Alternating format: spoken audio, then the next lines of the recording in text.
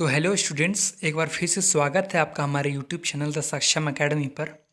और आज हम सेमेस्टर 2 सेशन 2022-26 के सब्जेक्ट CC5 जो कि आपका मैथमेटिक्स है, उसका हम चैप्टर सेट्स जो है वो हम कंप्लीट करने वाले हैं। और इस वीडियो के बाद आपको सेट्स के लिए कहीं भी इधर उधर जाने की ज़रूरत नहीं, क्योंकि इस वीडियो में जितने भी कॉन्सेप्ट पढ़ाए गए हैं उससे एग्ज़ाम में एक भी बाहर नहीं आएगा। और इसके बाद आपको सेट्स के लिए आप बिल्कुल बिंदास हो जाएंगे, क्योंकि इसके बाद आपके सारे क्वेश्चंस भी बनेंगे। तो सेट को शुरू करने से पहले एक थोड़ा बेसिक्स है मैथ्स का, वो मैं आपको थोड़ा बता देना चाहता हूँ। वो है थोड़ा सा हम नंबर सिस्टम के बारे में पढ़ेंगे। अब नंबर सिस्टम जैसे कि आपने 10 तक तो सब कुछ ये सब पढ़ा ही होगा, मैं बस रिवाइज़ कर रहा हूँ। उम्मीद शायद सभी को नहीं आता होगा ये, और इसलिए मैंने सोचा कि थोड़ा सा मैं रिवाइज़ करा दूँ इसको भी। तो आपको सबसे पहले हम डिस्कस करेंगे नेचुरल नंबर को। तो नेचुरल नंबर क्या होता है? बेसिकली ऐसे नंबर्स जो हमारे 1 से शुरू होकर इनफाइनाइट तक जाते हैं। बेसिकली ये 1 2 3 4 से शुरू होकर एक ये चलते चले जाते हैं, मतलब ये कोई फाइनाइट सीरीज़ नहीं, ये इनफाइनाइट तक चलते चले जाते हैं ना। अब बेसिकली क्या है कि 1 2 3 4 से ये शुरू क्यों होता है? क्योंकि बेसिकली जो नॉर्मल है कि जो गिनती शुरू हुई थी मनुष्यों की वो बेसिकली शुरुआत 1 से ही उन्होंने शुरू किया था, इसलिए उन्होंने जो प्राकृतिक संख्या है उसे उन्होंने 1 से ही शुरू किया था। और इसलिए ये 1 2 3 4 से ही शुरू होता है, यानी ये शुरू 1 से ही होगा और बेसिकली ये चलता ही चला जाएगा। दूसरा हमारा होल नंबर। होल नंबर क्या होता है? ये बेसिकली इस समय क्या हुआ था कि इस समय जीरो का इन्वेंशन हो चुका था। इन जीरो के इन्वेंशन हो जाने से क्या हुआ कि जो 1 2 3 4 हमारा नेचुरल नंबर था उसमें एक और जो है नंबर जुड़ गया, वो था हमारा जीरो। और जीरो के जुड़ जाने से इसका नाम हमें बदलना पड़ा, और इसी कारण इसका नाम हम होल नंबर रखते हैं, यानी संपूर्ण संख्या या पूर्ण संख्या जो बोले आप, इसे हम कहते हैं। तीसरा है हमारा इंटीजर नंबर। तो इंटीजर नंबर क्या होता है? इसमें अब देखिए, अगर किसी को आपको हिसाब देना था, यानी कोई आपसे 4 रुपया लेता है और कोई आपको 4 रुपया देता है, तो इसमें से आपको अंतर नज़र नहीं आएगा। तो इसी के लिए, इसी को दूर करने के लिए, यदि आपसे कोई 4 रुपया लेता है तो आप -4 इसे जोड़ कर रखेंगे, और यदि आपसे कोई 4 रुपया आपको देता है +4 लिखेंगे, है ना। तो इंटीजर नंबर में क्या है कि माइनस और प्लस दोनों की संख्याएं इंक्लूडिंग रहती है, और ये -∞ से +∞ तक जाते हैं, यानी इसमें माइनस के भी जो नंबर्स रहते हैं इंक्लूडिंग जीरो, यानी जीरो के साथ इसमें माइनस के भी नंबर रहते हैं और प्लस के भी नंबर रहते हैं। यानी माइनस से शुरू होकर ये पूरे इनफाइनाइट तक जाता है, यानी -∞ से +∞ तक। अगला हमारा प्राइम नंबर। तो प्राइम नंबर क्या होता है? जो एक या खुद से कटे, यानी जो खुद या एक से ही कटे। जैसे ऐसे कौन कौन से नंबर हैं, या हम इसे एक और प्रकार से भी कर सकते हैं कि जो सिर्फ मतलब जिसके दो ही फैक्टर हों। फैक्टर का मतलब क्या? मतलब वो सिर्फ दो ही नंबर से डिवाइड हो। जैसे कि 5 हुई है, 5 को हम काटने के लिए क्या करेंगे? सिर्फ एक, और वो 5 से ही कटेगा, है ना। तो ऐसे नंबर हमारे प्राइम नंबर होते हैं, जिसके इसके एग्जाम्पल्स हैं 2 3 5 7 11 13। और जो प्राइम नंबर की शुरुआत होती है वो 2 से होती है, और इस बात का आप ध्यान रखेंगे कि 2 ही एक ऐसा प्राइम नंबर है जो कि इवन है ना। बात करेंगे कंपोजिट नंबर की। तो कंपोजिट नंबर क्या होता है? दो से ज़्यादा फैक्टर इसमें होते हैं, यानी जो प्राइम नंबर में सिर्फ दो ही फैक्टर होते थे, वो या तो खुद और एक, ये दोनों उसके फैक्टर होते थे। लेकिन कंपोजिट नंबर में यदि कोई नंबर के दो से ज़्यादा फैक्टर हुए तो वो क्या हो जाएगा? Composite number. और कंपोजिट नंबर की शुरुआत आपके 4 से होती है ना। तो इस बात का आप ध्यान रखेंगे, और ये इनफाइनाइट तक चलता चला जाता है। इवन ओड तो आपको पता ही होगा। इवन क्या होता है? जो 2 से डिवाइड हो जाए, और ओड क्या होता है? जो 2 से फुली डिवाइड ना हो, है ना। ये हमारा इवन और ओड का कॉन्सेप्ट था। अब रेशनल नंबर क्या होता है? रेशनल नंबर में आपको थोड़ी दिक्कत आती होगी। आप देखिए, आपको सारा समझ में आ जाएगा। रेशनल नंबर क्या होता है? जिसको हम P/Q के फॉर्मेट में लिख सकते हैं। P/Q के फॉर्मेट में मतलब जिसको हम मतलब बाई में लिख सकते हैं बेसिकली। जैसे यहाँ 1/3, 5/4, 0/2। लेकिन एक कंडीशन है यहाँ पर, जो Q है यानी जो आपका नीचे वाला है, उसमें आपका वो जीरो की इक्वल्स नहीं होना चाहिए। यानी जो बाई में आपका कोई भी नंबर, ऊपर आपका कोई भी नंबर हो, जैसे 1 हो, लेकिन आपका नीचे में जीरो नहीं होना चाहिए। यदि जीरो हुआ तो ये रेशनल नंबर नहीं कहलाएगा, है ना। तो नीचे में जीरो नहीं होना चाहिए। यदि नीचे में जीरो हुआ तो ये रेशनल नंबर नहीं कहलाएगा। इस बात का अब ध्यान रखेंगे। और ये क्या होता है? नॉन टर्मिनेटिंग बट रिपीटेटिंग, यानी अगर आप इसको डिवाइड करेंगे तो क्या होगा कि ये रिपीट होता जाएगा, एक ही वर्ड को रिपीट करता जाएगा। जैसे 0.3 3 3 3, इस प्रकार से ये रिपीटिंग होता जाएगा, यानी एक ही वर्ड को ये बार बार रिपीट करेगा। अब इरेशनल नंबर क्या होते हैं, इसी के उल्टा होता है, जो नॉन टर्मिनेटिंग और नॉन रिपीटिंग होता है। मेन जो इसका एग्जांपल्स है वो है पाई, √3, √5, √7, ये सारे इरेशनल नंबर के एग्जांपल है, राइट। अब रियल नंबर क्या होता है, ये बेसिकली जितने भी नंबर सिस्टम हो सबका बॉस होता है। यानी रियल नंबर के अंदर जितने भी नंबर सिस्टम है, जितने भी मैंने पढ़ा, natural number, prime number, whole number, rational number, irrational number, ये सारे नंबर रियल नंबर के ही अंतर्गत आते हैं। तो नंबर का सबसे बड़ा समूह रियल नंबर का होता है, और ये रेशनल प्लस इरेशनल का बेसिकली एक समूह होता है। अब देखिए यहाँ पर दो कंडीशंस निकल कर आते हैं, all rationals are real number but all real are not rational number, है ना। ये जितने भी रेशनल नंबर होते हैं वो रियल नंबर होते हैं, लेकिन सारे रियल नंबर रेशनल नंबर नहीं होते। अगला हमारा all natural numbers are whole number but all whole numbers are not natural. यानी जितने भी नेचुरल नंबर है वो होल होते हैं, लेकिन सभी होल नंबर्स नेचुरल नंबर नहीं होते हैं। तो थोड़ी सी हमने बेसिक पढ़ा नंबर सिस्टम का। अब इसके बाद हम सेट्स अभी पढ़ेंगे तुरंत, तो वीडियो पर बने रहें। तो चलिए दोस्तों, अब हम चलते हैं, हमारे आज का जो टॉपिक था वो सेट। तो सेट बेसिकली क्या होता है, तो सेट जो है उसको हम कुछ इस प्रकार डिफाइन करेंगे कि a well defined collections of object, यानी ऑब्जेक्ट का एक वेल डिफाइंड कलेक्शन ही हमारा सेट कहलाता है। अब वेल डिफाइंड कलेक्शन से क्या मतलब है हमारा, जैसे कि यदि हम किसी भी चीज़ का कलेक्शंस ले लें तो क्या वो सेट हो जाएगा, तो जवाब है नहीं। क्यों? क्योंकि सेट होने के भी कुछ कंडीशंस होते हैं, जैसे कि यहाँ पर एग्जांपल्स में आप देख सकते हैं। ये है हमारा वॉयल्स इन इंग्लिश अल्फ़ाबेट, तो ये इंग्लिश के वॉयल्स अल्फ़ाबेट का एक सेट है, यानी AEIOU। तो ये एक सेट होगा, क्यों? क्योंकि ये सभी के लिए सेम होगा, यानी सभी लोगों के लिए ये सेम होगा। यदि आपसे पूछा जाए कि इंग्लिश में वॉयल्स का सेट क्या होगा, तो आप भी AEIOU ही बोलेंगे, और यदि मुझसे ये पूछा जाए कि इंग्लिश में वॉयल्स का सेट क्या होगा, तो मैं भी यही बोलूँगा AEIOU। तो यह जितने भी लोग हैं वो सभी के लिए सेम ही होना चाहिए सेट। इसका कहने का क्या मतलब है, जैसे मैंने आपसे कोई प्रश्न एक और किया, जैसे आपने अभी नेचुरल नंबर पढ़ा, तो मैंने आपसे पूछ दिया कि तुम बताओ कि फर्स्ट 4 नेचुरल नंबर का set, first 4 natural number set, तो तुम क्या बताओगे? तो फर्स्ट 4 नेचुरल नंबर का जो सेट है वो होगा आपका 1 2 3 4, क्योंकि जो नेचुरल नंबर स्टार्ट होता है वो 1 से होता है ना। तो यहाँ पूछा है कि पहली 4 प्राकृतिक संख्याओं का सेट हमें बताइए, तो 1 2 3 4, तो ये एक सेट हो जाएगा, और ये सभी के लिए ही इक्वल होगा, ना सिर्फ मेरे लिए। अब किसी से पूछा जाए कि फर्स्ट 4 नेचुरल नंबर का सेट बताइए, तो कोई बोलेगा कि 1 2 3 4 5, 5 तक नहीं बोलेगा, क्योंकि यहाँ फर्स्ट 4 नेचुरल नंबर पूछ रहा है, इसलिए 1 2 3 4, है ना। तो सिर्फ सभी के लिए जवाब यही होगा, अर्थात ये सेट है। तो यहाँ पर भी यही एग्जांपल शो किया गया है, set of first 4 natural number. अब सेट को रिप्रेजेंट करने का एक ब्रैकेट होता है, इस ब्रैकेट को हम कर्ली ब्रैकेट के नाम से जानते हैं। आप कुछ इस प्रकार से ब्रैकेट यूज़ करते होंगे, इस ब्रैकेट का नाम है कर्ली ब्रैकेट,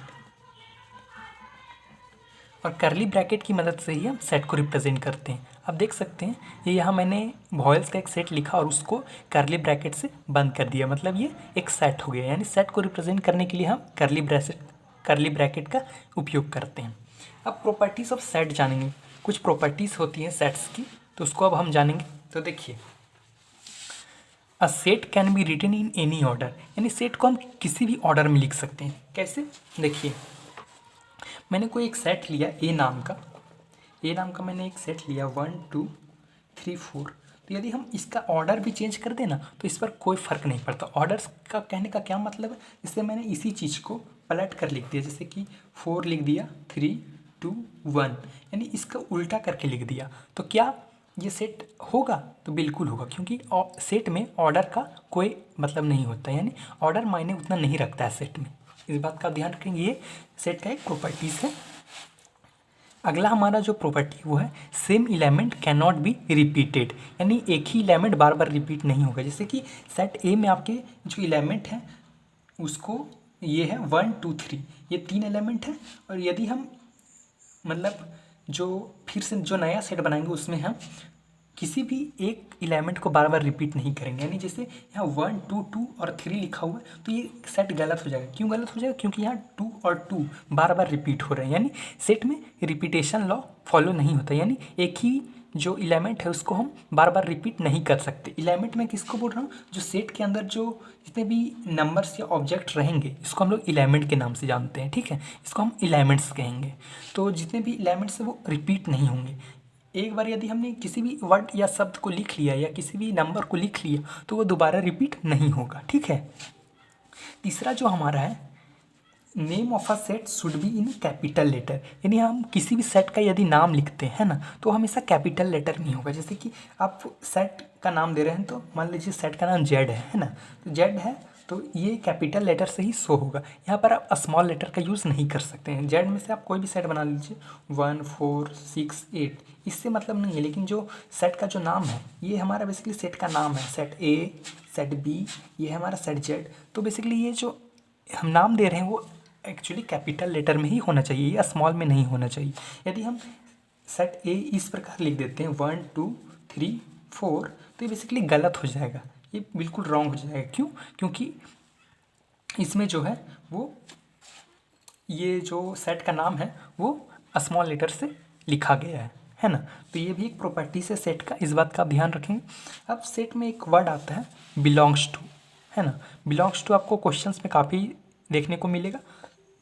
तो बिलोंग्स टू आखिर होता क्या है, इस बात को आप देखेंगे। बिलोंग्स टू को बेसिकली हम कुछ इस सिंबल से प्रेजेंट करते हैं, ई से, एक प्रकार का ई होता है। इसे आप बिलोंग्स टू के नाम से जानेंगे, लेकिन ये ई के टाइप का देखने को लगता है ना। ऐसे आप करेंगे, सी बनाएंगे और उस पर से एक आकार खींच लेंगे तो ये बिलोंग्स टू का साइन है ना। अब बिलोंग्स टू क्या होता है, देखिए मैंने एक सेट बनाया, ए नाम का एक सेट बनाया जिसमें एलिमेंट है 1 2 3 4 5 और 6, ये इतने सारे एलिमेंट हैं सेट ए में, राइट। अब हम बिलोंग्स टू किसको कहेंगे, यदि एक को हम बाहर निकालते हैं तो एक क्या कर रहा है, ए को बिलोंग कर रहा है, एक क्या कर रहा है, ए को बिलोंग कर रहा है, तो हम इसे लिख देंगे एक 1 बिलोंग्स टू ए, है ना। उसी प्रकार देखिए 2 को हम यदि बाहर निकालेंगे तो हम क्या लिखेंगे, 2 बिलोंग्स टू ए, यानी 2 भी ए को बिलोंग कर रहा है। 3 बिलोंग्स टू ए, 3 भी ए को बिलोंग कर रहा है।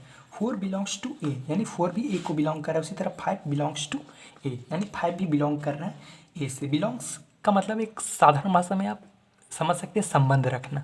बिलोंग्स टू कहते हैं ना, बिलोंग्स टू उससे बिलोंग्स कर रहा है, उस जगह से वो बिलोंग करता है। उसी प्रकार जो 5 है वो सेट ए से बिलोंग कर रहा है, इसलिए हम इसे 5 बिलोंग्स टू ए हम लिखेंगे। और 6 भी बिलोंग्स कर रहा है ए से। यदि हम यहाँ पर एक और लिख देते हैं 7 बिलोंग्स टू ए, तो यहाँ पर 7 इस सेट में है क्या, नहीं ना, तो इसे हम नॉट बिलोंग्स टू करेंगे, यानी ई जो हमारा बिलोंग्स टू का साइन है उस पर एक कट लगा देंगे तो ये नॉट बिलोंग्स टू हो जाएगा, ठीक है। यानी 7 जो है वो बिलोंग नहीं कर रहा है ए से, ठीक है। अब हम कुछ टाइप ऑफ सेट को देखेंगे कि कितने प्रकार के जो सेट होते हैं वो होते हैं। तो सबसे पहला जो हमारा टाइप है वो फाइनाइट सेट है। फाइनाइट सेट में क्या होता है, एक फिक्स्ड लिमिट होता है इस सेट में, यानी कोई भी यदि हम एक सेट बनाते हैं जैसे सेट ए है तो इसमें जो नंबर्स ऑफ एलिमेंट है ना वो फिक्स्ड है ना। जो इसमें क्या है, नंबर्स ऑफ एलिमेंट है वो फिक्स है। जैसे इस सेट में नंबर्स ऑफ एलिमेंट क्या है 1 2 3 4, तो ये फिक्स्ड है। बेसिकली ए में 4 एलिमेंट फिक्स्ड है। उसी प्रकार बी में देखिए AEIOU, तो ये 5 एलिमेंट जो है वो फिक्स्ड है, इससे ज़्यादा नहीं हो सकता इसमें एलिमेंट। तो इसी को हम फाइनाइट सेट कहते हैं, सिंपल भाषा में आप याद रखेंगे। अगला हमारा इनफाइनाइट सेट। इनफाइनाइट सेट क्या होता है, इसमें जो नंबर्स ऑफ एलिमेंट रहते हैं वो फिक्स्ड नहीं रहते हैं ना, नो फिक्स्ड लिमिट, इसमें कोई लिमिटेशन नहीं रहता है ना, इसलिए हम इनफाइनाइट सेट भी इसे कहते हैं। जैसे कि देखिए ये सेट ए है और इसमें से 1 2 3 4 5 6 इसमें से कितने भी एलिमेंट हो सकते हैं, 6 7 8 9 10, ये चलता ही चला जा रहा है, मतलब इसमें कोई फिक्स नंबर्स ऑफ एलिमेंट नहीं है, इसलिए हम इसे इनफाइनाइट सेट भी कहते हैं। अब इक्वल सेट, हमारा जो तीसरा सेट है वो है इक्वल सेट। तो इक्वल सेट क्या होता है, देखिए इक्वल सेट वो है कि देखिए कोई एक सेट है ए जिसमें एलिमेंट है आपके 1 2 3 4, है ना। और इसी को यदि हम b इज इक्वल टू 2 3 4 1, यानी इसी को हम यदि हम क्या करें कि इसका ऑर्डर चेंज कर दें, है ना, तो ये भी इक्वल सेट ही होगा। कहने का मतलब ये है, देखिए यदि हमने कोई एलिमेंट ले लिया, सॉरी एक सेट ले लिया 1 2 3 4, है ना, और इसी के जैसे हम एक दूसरा सेट ले रहे हैं तो किसी दूसरे सेट को हम इक्वल सेट कब कहेंगे, तो देखिए ऑर्डर मायने नहीं रखता है, ठीक है। सेट में मैंने शुरुआत में कहा था ऑर्डर मायने नहीं रखता है। तो यदि हम इसको कहीं से भी लिख दें, 4 लिख दें, 2 लिख दें, 3 लिख दें और 1 लिख दें, है ना, तो ये भी एक अभी भी एक इक्वल सेट है। लेकिन इक्वल सेट का एक और कंडीशन है कि जो नंबर्स ऑफ एलिमेंट ए में है वही नंबर्स ऑफ एलिमेंट बी में भी होने चाहिए। मतलब 1 है ए में तो बी में भी 1 है, 2 है ए में तो बी में भी 2 है, 3 है ए में तो बी में भी 3 है, 4 है ए में तो 4 भी बी में भी 4 है ना। तो इसमें क्या है कि जो नंबर ए है, जो नंबर ऑफ एलिमेंट ए में है वही नंबर्स ऑफ एलिमेंट बी में भी। इसका मतलब क्या है, ये इक्वल सेट है। तो इक्वल सेट के दो कंडीशन होते हैं कि सेम नंबर्स ऑफ एलिमेंट होना चाहिए, क्या होना चाहिए, सेम नंबर ऑफ एलिमेंट होने चाहिए, और दूसरा कंडीशन क्या है, ऑर्डर डजेंट मैटर, है ना, ऑर्डर नॉट मैटर, यानी इसमें ऑर्डर मैटर नहीं करता है, ऑर्डर कोई भी हो चलेगा लेकिन सेम नंबर्स ऑफ एलिमेंट रहने चाहिए, है ना। यहाँ पर 4 टोटल एलिमेंट है तो बी में भी 4 है और सेम ही एलिमेंट होने चाहिए बेसिकली। तो इसी का एक मतलब मिलता जुलता ही एक सेट है इक्विवेलेंट सेट, जो कि इक्वल सेट का ही एक मतलब मिलता जुलता ही एक पार्ट है। इक्विवेलेंट सेट क्या कहता है, देखिए यदि सेट ए में आपके 1 2 3 4 को एलिमेंट है और b इज इक्वल टू 5 1 8 6 है ना, यानी कोई भी यहाँ पर एलिमेंट है तो नंबर्स ऑफ एलिमेंट आपके सेम हो, नंबर्स ऑफ एलिमेंट्स यदि दोनों में सेम है, जैसे कि सेट ए में 1 2 3 4 तो टोटल नंबर्स ऑफ एलिमेंट 4 है, और बी में 1 2 3 4 तो टोटल नंबर्स ऑफ एलिमेंट 4 है, तो ए और बी क्या हो जाएंगे, आपस में इक्विवेलेंट सेट हो जाएंगे। इसमें क्या रहता है कि नंबर्स ऑफ एलिमेंट सेम नहीं होने चाहिए, यानी इसमें 1 2 3 4 है तो इसमें कोई ज़रूरी नहीं कि इसमें 1 2 3 4 ही हो, है ना, इसमें बस नंबर्स ऑफ एलिमेंट सेम होने चाहिए, यानी मतलब जो नंबर्स का जो संख्या है वो सेम होना चाहिए, तो ये इक्विवेलेंट सेट हो जाएगा। कंडीशंस आपका लिखा हुआ है देखिए, numbers of elements are equal, बस नंबर्स ऑफ एलिमेंट इक्वल होना चाहिए। तो इन्हीं दोनों को एक कंडीशंस इन्हीं दोनों पर अप्लाई होता है, इक्वल सेट और इक्विवेलेंट सेट पर एक रिजल्ट निकल कर आता है कि जो इक्वल सेट है वो इक्विवेलेंट हो सकता है ना, लेकिन इक्विवेलेंट सेट इक्वल हो भी सकता है और नहीं भी, इस बात की पुष्टि आप कर लें, है ना। इम्प्टी सेट, तो इम्प्टी सेट का क्या कहना है, देखिए इम्प्टी सेट का दूसरा नाम है नल सेट, है ना। नल सेट का बेसिकली क्या कहना है, इस सेट में जो नंबर्स ऑफ एलिमेंट रहते हैं ना वो एक भी नंबर्स ऑफ एलिमेंट नहीं रहते, यानी पूरा का पूरा सेट खाली रहता है। तो देखिए यहाँ पर जो है ए इज इक्वल टू, हमने बस करली ब्रैकेट बना के छोड़ दिया, इसके अंदर एक भी एलिमेंट नहीं है, मतलब ये इम्प्टी सेट है। और इम्प्टी सेट को हम लोग रिप्रेजेंट करते हैं इस सिंबल से, जिसे हम फाई के नाम से जानते हैं। यहाँ पर देख सकते हैं फाई भी लिखा हुआ है, तो इम्प्टी सेट को हम फाई से रिप्रेजेंट कर सकते हैं, या एक मतलब करली ब्रैकेट से विदाउट एनी एलिमेंट्स। तो ये हमारा इम्प्टी सेट। सिंगल्टन सेट क्या होता है, सिंगल्टन सेट हमारा वो सेट है देखिए इसमें सिर्फ एक एलिमेंट हो, मतलब एक ऐसा सेट जिसमें सिर्फ एक एलिमेंट हो। जैसे यहाँ पर एक सेट है ए, इसमें से सिर्फ एक ही एलिमेंट है, या तो 5 और यहाँ पर 1, है ना। यहाँ पर कुछ और भी हो सकता है, जैसे कि कोई एक सेट है उसमें से एलिमेंट है 1, यानी 8 ही एक एलिमेंट है, यानी सिर्फ एक एलिमेंट होना चाहिए, तो वो है आपका सिंगल्टन सेट वो हो जाएगा, ठीक है। अब आपका आता है सबसेट। तो सबसेट थोड़ा सा लंबा टॉपिक है, उतना भी लंबा नहीं है, लेकिन आपको समझना थोड़ा आप ध्यान लगाइएगा तो आप समझ जाइएगा। देखिए सबसेट क्या होता है, सबसेट का बेसिकली सिंबल देखिए आप, तो कुछ इस प्रकार होता है। सिंबल आप एक बार में ध्यान दें, ऐसे से आप तो एक लंबा सी बनाएंगे और इसमें से नीचे से एक लाइन खींच देंगे, तो ये सबसेट का एक सिंबल हो जाता है। और आप इसे चाहे तो इस प्रकार से रिप्रेजेंट कर सकते हैं, एक लंबा सी बनाकर ऐसे करके छोड़ सकते हैं, तो ये भी सबसेट का ही एक सिंबल है ना। तो देखिए क्या होता है सबसेट में, जैसे कि कोई हमने एक सेट लिया, सेट ए है ना, राइट। तो सेट ए लिया तो क्या हुआ, इसमें एक एलिमेंट है, दो एलिमेंट है 1 और 2, तो सेट ए में दो एलिमेंट है 1 और 2। तो जब हम किसी सेट के एलिमेंट्स का सेट बनाते हैं तो वो सबसेट हमारा कहलाता है। कहने का क्या मतलब है, देखिए यहाँ पर मान लीजिए कोई सेट ए है, राइट, कोई सेट ए है, तो ये सेट मान ले सेट ए में एलिमेंट है 1 2 3, तो इससे हम लोग एक मतलब इस सेट का भी हम लोग एक सेट के एलिमेंट का भी एक सेट बनाएंगे। तो कैसे बनेगा वो सेट, देखिए हम इसमें से क्या क्या बाहर निकाल सकते हैं, 1 निकाल सकते हैं, तो इसको एक सेट हम बना देंगे करली ब्रैकेट लगा के। फिर 2 को भी अलग कर सकते हैं ना, 3 को भी एक अलग रूप में हम लिख सकते हैं ना। फिर आपका आ गया 1 और 2 को भी लिख सकते हैं अलग फॉर्म में, फिर 2 और 3 को भी एक हम नया सेट बना सकते हैं। फिर आप पूरे जो सेट है ए उसको भी हम एक नया सेट बना सकते हैं 1 2 3। और इसके अलावा जो 5 होता है यानी जो नल सेट होता है वो सबका सेट होता है ना, सबका सबसेट होता है बेसिकली। यानी कोई भी एलिमेंट हो, जैसे कि ए आपका है 1 और 2, तो जो 5 है वो इसका भी सबसेट होगा। यानी जितने भी हमारे जो नंबर्स बनेंगे किसी भी सेट में, है ना, किसी भी सेट में जितने एलिमेंट्स रहेंगे उसका सबसेट एक 5 ही रहता है। तो इसी बात को यहाँ पर लिखा गया, देखिए ए इज इक्वल्स टू आपका है, मतलब एक आपका सेट है ए जिसमें दो एलिमेंट है 1 और 2। तो इसी से हमने सेट को बनाया, जैसे कि सेट यहाँ से हमने 1 को लिया तो ये सेट 1 बन गया हमारा, 2 को भी लिया तो सेट 2 बन गया, और खुद 1 और 2 को लिया तो एक और सेट बन जाता है, और 5 तो रहेगा ही, है ना। 5 जिसे हम नल सेट के नाम से जानते हैं, ये सबका सबसेट रहता है। इस बात का ध्यान रखेंगे, 5 जो है वो सबका सबसेट रहता है। अब देखिएगा, टू फाइंड द सबसेट यानी सबसेट फाइंड करने का एक फॉर्मूला होता है 2 टू द पावर n, और यहाँ n क्या, नंबर्स ऑफ एलिमेंट। तो यदि हमें गिनना है कि किसी भी सेट में कितने सबसेट हैं, तो उसके लिए एक फार्मूला है 2 टू द पावर n। तो ये क्या लिखेंगे, देखिए इस फार्मूला को अप्लाई कैसे करेंगे, यहाँ 2 लिखेंगे और इसमें से टोटल कितने एलिमेंट है, 1 2 वो गिनेंगे। तो यहाँ पर टोटल 2 एलिमेंट है, तो यहाँ पर 2 लगाएंगे और इस पर इसका स्क्वायर करेंगे तो 2 का स्क्वायर 4। तो यहाँ जो इस सेट के जो टोटल सबसेट हो गए वो 4 हो गए। आप गिनिए 1 2 3 4, हाँ तो टोटल 4 सबसेट है। तो आप इस फॉर्मूला का यूज़ कर सकते हैं to find the numbers of subset, है ना।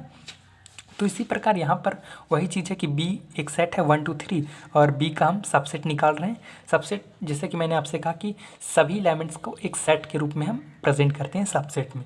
तो यहाँ 1 एक सेट के रूप में है, 2 सेट के रूप में है, 3 सेट के रूप में है, 1 2 खुद सेट के रूप में है, 2 3 भी सेट के रूप में है, और 1 3 भी सेट के रूप में है, 1 2 3 भी सेट के रूप में है, और 5 ये कभी नहीं छूटेगा। 5 जो है वो सबका सेट रहता है, सभी मतलब जितने भी एलिमेंट्स रहते हैं वो सबको घेरे रहता है, यानी जितने भी एलिमेंट आएंगे 5 सबका सेट बन जाएगा। तो यहाँ पर हम फार्मूला से लगा के बेसिकली कर सकते हैं, ऐसे भी हम गिन सकते हैं, लेकिन इतना आप कैसे गिनिएगा, 1 2 3 4 5, 1 2 3 4 5 6 7 8, तो टोटल यहाँ 8 सबसेट बनते हैं। तो बेसिकली ये फार्मूला सिंपल रहता है, आसानी से आप इसे गिन सकते हैं। तो 2 टू द पावर n, तो 2 का क्यूब, क्यों, क्योंकि यहाँ 3 एलिमेंट है 1 2 3, तो 2 का क्यूब कितना होता है 8 होता है। तो टोटल नंबर सब जो सबसेट है वो 8 हो जाएंगे, है ना। तो बेसिकली इसको अब हम रिप्रेजेंट कैसे करेंगे, तो देखिए जो 1 है वो सबसेट है बी का, राइट। उसी प्रकार जो 2 है वो सबसेट है बी का, 3 भी है सबसेट बी का, है ना। 4 है, 1 2 भी है सबसेट बी का, है ना। उसी प्रकार 5 भी है सबसेट बी का। ये बेसिकली किसका दिखा रहा है, इस सेट का दिखा रहा है, सेट ए जो था उसका ये सबसेट लिखा हुआ है यहाँ पर सारे चीज़ों का, है ना। इस बात का ध्यान रखेंगे तो सबसेट आपको समझ में आया होगा, उम्मीद है। चलिए चलते हैं हमारे अगले जो है सेट उसकी तरफ। तो हमारा जो अगला सेट है बेसिकली वो है सुपर सेट, है ना। सुपर सेट क्या होता है बेसिकली, इसको आप देखिएगा ध्यान से। सुपर सेट जिससे हमने सबसेट निकाला यहाँ पर, है ना, देखिए सबसेट हमने निकाला, जैसे 1 है, 1 था सबसेट बी का, है ना।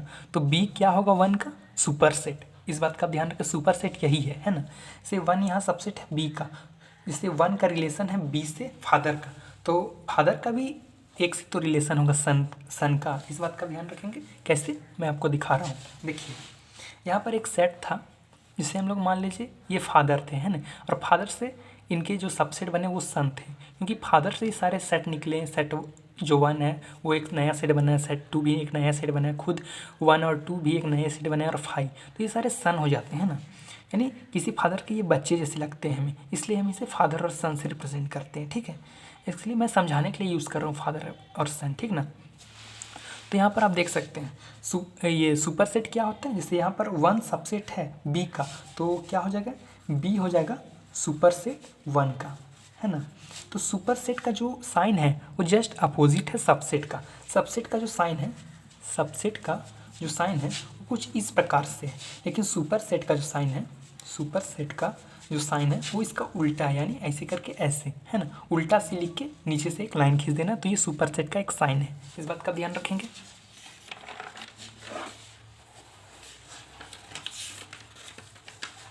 तो सुपर सेट हमने समझ लिया, अब हम समझेंगे किसको, पावर सेट को।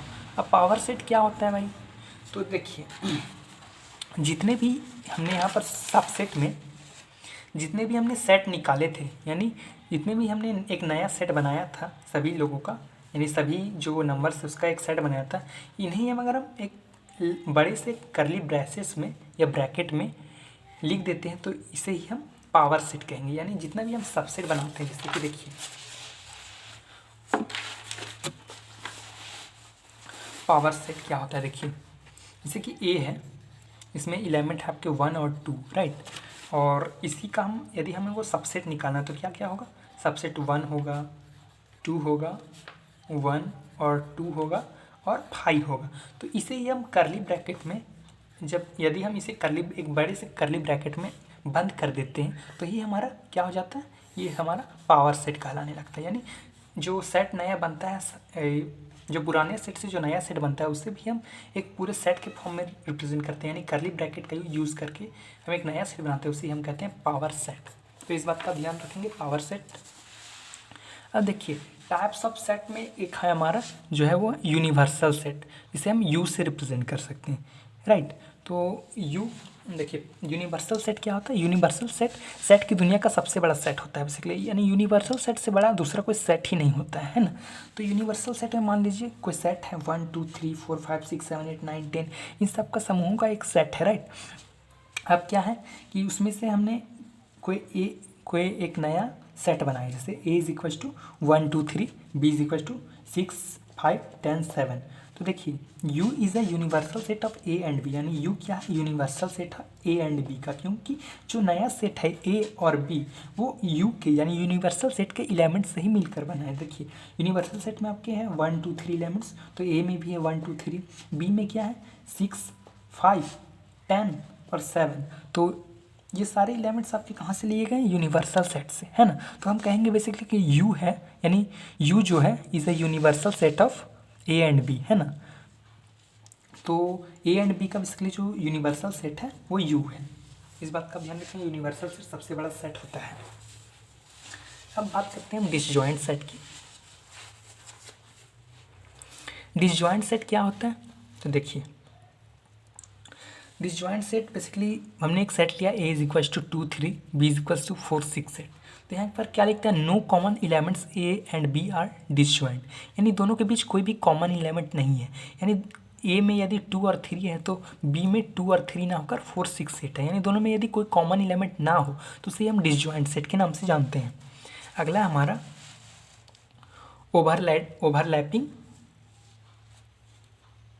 Overlapping and intersecting set. ये सेट क्या होता है, देखिए कोई हमारा एक सेट है a इज इक्वल टू 1 2 3 4 और b इज इक्वल टू 3 5 2, तो दोनों के बीच कोई ना कोई कॉमन एलिमेंट आपका निकल कर आएगा, है ना। तो कॉमन एलिमेंट रहेगा तो वो हमारा क्या हो जाएगा, ओवरलैपिंग और इंटरसेक्टिंग सेट।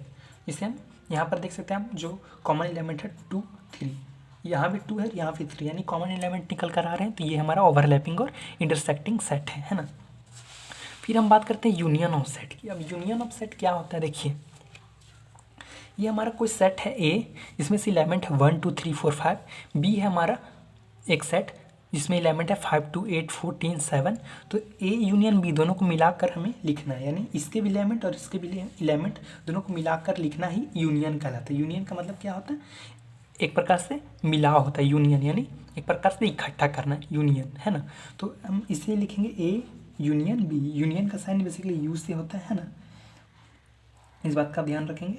और बेसिकली देखिए ए यूनियन बी हमको कैसे लिखेंगे, ए के एलिमेंट और बी के एलिमेंट को दोनों को साथ में लिखेंगे, और ध्यान रखेंगे कि कोई भी एलिमेंट रिपीट ना हो, क्योंकि रिपीटेशन सेट में अलाउड नहीं है। तो देखिए 1 2 3 4 5 हमने लिखा, देन हमने लिखा 8 14 एंड 7, क्योंकि 5 और 2 रिपीट हो रहे थे, इसलिए हमने रिपीटेशन वाले एलिमेंट को बार बार नहीं लिखकर ऐसे एलिमेंट को लिखा जो कि एक सिंगल टाइम हो, है ना। अब बात करते हैं इंटरसेक्शन ऑफ सेट। तो इंटरसेक्शन क्या होता है, इंटरसेक्शन को बेसिकली हम उल्टा यू से रिप्रेजेंट करते हैं, इस प्रकार से कुछ, है ना। अब इंटरसेक्शन क्या होता है, ये सेट ए है ना, इसमें से आपके एलिमेंट है 3 2 8 6 9, और बी हमारा एक सेट है 6 8 4 2 9 7, है ना। दोनों में कॉमन एलिमेंट जो है वो हमारा इंटरसेक्शन होता है। देखिए किस प्रकार से मैं आपको बताता हूँ। ये हमारा कोई सेट है 1 2 3 4, है ना, और हमारा बी भी एक सेट है 2 3 4, है ना। तो ए इंटरसेक्शन बी हम कैसे निकालेंगे, A intersection B is equal to दोनों में जो कॉमन एलिमेंट रहेंगे उसको हम लिखेंगे। तो दोनों में कॉमन एलिमेंट क्या है, 2 है, यहाँ पर भी 2 है, तो इंटरसेक्शन में क्या आ जाएगा 2, फिर 3 है, 3 यहाँ भी है, तो इंटरसेक्शन में क्या आ जाएगा 3, और 4 है, और 4 यहाँ भी है, तो इंटरसेक्शन में क्या आ जाएगा 4। तो 2 3 4 हमारा ए इंटरसेक्शन बी निकल कर आ जाएगा। तो इस बात का ध्यान रखेंगे।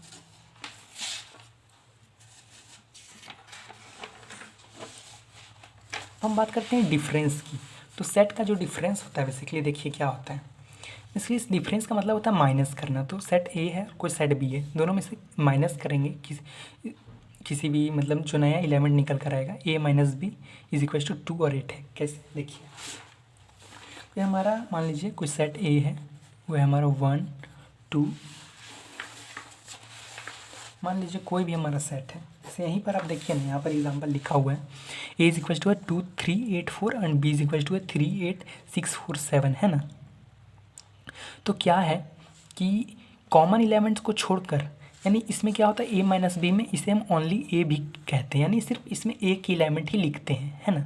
कैसे देखिए, जिसे कॉमन एलिमेंट है उसको हम ए माइनस बी में नहीं लिखते। देखिए तो यहाँ 3 है और यहाँ 4 है, तो यहाँ भी 3 है और यहाँ भी 4 है, तो 3 यहाँ भी कट जाएगा, 4 और 4 यहाँ भी कट जाएगा, तो यहाँ पर क्या बचा 2 और 8। तो यहाँ पर हमारा डिफरेंस क्या आ गया 2 और 8 है ना। इस प्रकार हम b माइनस ए निकालेंगे तो इसे हम ओनली b कहेंगे, यानी सिर्फ b के एलिमेंट ही इसमें आएंगे। तो देखिए यहाँ पर 3 है तो यहाँ पर भी 3 कट जाएगा, 10 है तो 10 इसमें नहीं है तो 10 हम यहाँ लिख देंगे, है ना। 6, क्या 6 इसमें नहीं है ना, तो 6 हम यहाँ पर लिख देंगे। 4 यहाँ भी है और यहाँ भी है, तो 4 कैंसिल, तो और 7, तो 7 भी हम लिख देंगे क्योंकि 7 कॉमन नहीं है। तो ये हमारा डिफरेंस आ गया b माइनस ए और a माइनस बी का, है ना। अब हम बात करते हैं कॉम्प्लीमेंट ऑफ सेट्स की। तो देखिए कॉम्प्लीमेंट ऑफ सेट क्या होता है, 2 टॉपिक हमारे और बचे, उसके बाद हमारा सेट जो पूरा चैप्टर है वो ख़त्म हो जाएगा। तो देखिए हमारा जो कॉम्प्लीमेंट ऑफ सेट है वो क्या है। सबसे पहले तो हम यूनिवर्सल सेट एक बनाए, 1 2 3 4 5 6 7 8 का एक यूनिवर्सल सेट बनाए, है ना। उसमें से हम कोई ए इज इक्वल टू हम क्या लिख रहे हैं 3 6 2। क्यों, देखिए क्या होता है complement of set. Complement of set को हम लोग कहते हैं नॉट ए, है ना, या ए डैश से भी हम लोग रिप्रेजेंट करते हैं कॉम्प्लीमेंट ऑफ सेट को, ए डैश या ए सी से हम लोग रिप्रेजेंट करते हैं कॉम्प्लीमेंट ऑफ सेट को। तो कॉम्प्लीमेंट ऑफ सेट क्या होता है, कॉम्प्लीमेंट ऑफ सेट का एक फार्मूला होता है। यूनिवर्सल सेट में हम ए को माइनस करते हैं, तो हमारा यहाँ पर यूनिवर्सल सेट यू दिया हुआ है और ए भी दिया हुआ है, तो ये हमारा कॉम्प्लीमेंट ऑफ सेट का फार्मूला है ना। तो बेसिकली यू माइनस ए हम करेंगे तो हमारा क्या निकल कर आएगा 1 4 5 7 8, तो ये हमारा कॉम्प्लीमेंट ऑफ सेट बन जाएगा। अब जो हमारा अंतिम टॉपिक है वो है हमारा सिमेट्रिक डिफरेंस, जिसे हम ए डेल्टा बी से भी रिप्रेजेंट करते हैं। तो ए डेल्टा बी का बेसिकली जो फार्मूला है वो इक्वल्स टू है A minus B union B minus A. तो यहाँ basically A is equals to और बी इज इक्वल्स टू दिए हुए हैं, तो यहाँ आपको ए माइनस बी निकालना है सबसे पहले और बी माइनस ए, फिर दोनों का यूनियन करके लिख देना है ना। तो बेसिकली ये हमारा निकल कर आ गया ए डेल्टा बी। तो यहाँ पर हमारा जो सेट का जो जितने भी लेक्चर है सेमेस्टर 2 के लिए इंपॉर्टेंट लेक्चर्स वो मैंने कवर कर लिए हैं। मुझे नहीं लगता कि इसमें वेन डायग्राम भी पूछा जाएगा, क्योंकि जितने भी एग्जाम्स होंगे वो सारे मल्टीपल चॉइसेस होंगे। तो इसका क्वेश्चंस मैं आने वाले सेशंस में करा दूंगा, तब तक आप इसे पूरी तरह से तैयार कर रखें अपना थ्योरी। तो चैनल को लाइक सब्सक्राइब शेयर करना ना भूलें और कमेंट कर हमें यह ज़रूर बताएं कि आपको आज का लेक्चर समझ में आया कि नहीं। मिलते हैं अगले वीडियो में।